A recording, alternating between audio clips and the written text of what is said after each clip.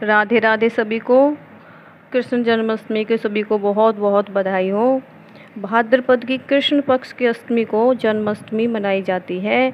अतः आज हम कृष्ण जन्माष्टमी की कथा को प्रारंभ करते हैं। द्वापर युग में पृथ्वी पर राक्षसों के अत्याचार बढ़ने लगे। पृथ्वी गाय का रूप धारण कर अपनी व्यथा सुनाने के लिए तथा अपने उद्धार के लिए ब्रह्मा जी के पास गई।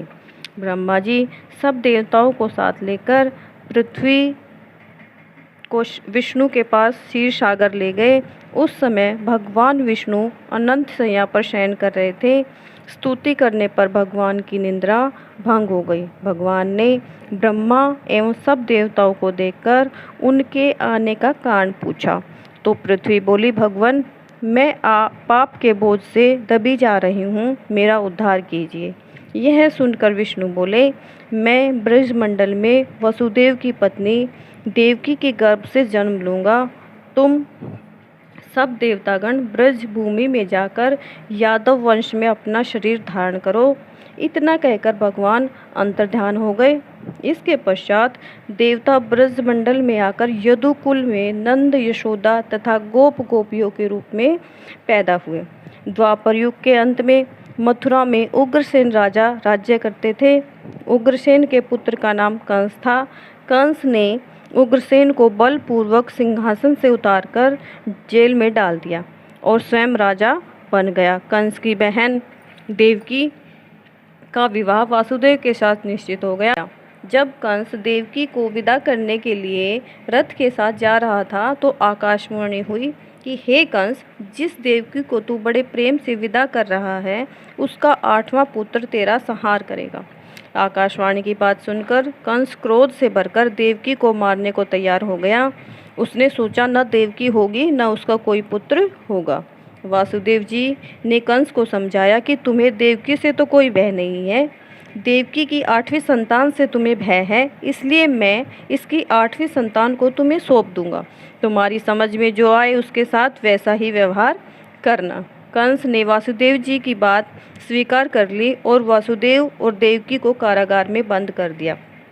तत्काल नारद जी वहां आ पहुँचे और कंस से बोले कि यह कैसे पता चलेगा कि 8वां गर्भ कौन सा होगा? गिनती प्रथम से या अंतिम गर्भ से शुरू होगी? कंस ने नारद जी के परामर्श पर देवकी के गर्भ से उत्पन्न होने वाले समस्त बालकों को मारने का निश्चय कर लिया। इस प्रकार एक एक करके कंस ने देवकी के 7 बालकों को निर्दयतापूर्वक मार डाला। भाद्रपद के कृष्ण पक्ष की अष्टमी को रोहिणी नक्षत्र में श्री कृष्ण का जन्म हुआ। उनके जन्म लेते ही जेल की कोठरी में प्रकाश फैल गया। वासुदेव देवकी के सामने शंख चक्र गदा पद्मधारी चतुर्भुज भगवान ने अपना रूप प्रकट कर कहा, अब मैं बालक का रूप धारण करता हूँ, तुम मुझे तत्काल गोकुल में नंद के यहाँ पहुँचा दो। उनकी अभी अभी जन्मी कन्या को लाकर कंस को सौंप दो। तत्काल वासुदेव जी की हथकड़ियाँ खुल गई, दरवाजे अपने आप खुल गए, पहरेदार सो गए। वासुदेव कृष्ण को टोकरी में रखकर गोकुल को चल दिए। रास्ते में यमुना श्री कृष्ण के चरणों में स्पर्श करने के लिए बढ़ने लगी। भगवान ने अपने पैर लटका दिए। चरण छूने के बाद यमुना घट गई। वासुदेव यमुना पार कर गोकुल में नंद के यहाँ गए। बालक कृष्ण को यशोदा जी की बगल में सुलाकर कन्या को लेकर वापस कंस के कारागार में आ गए।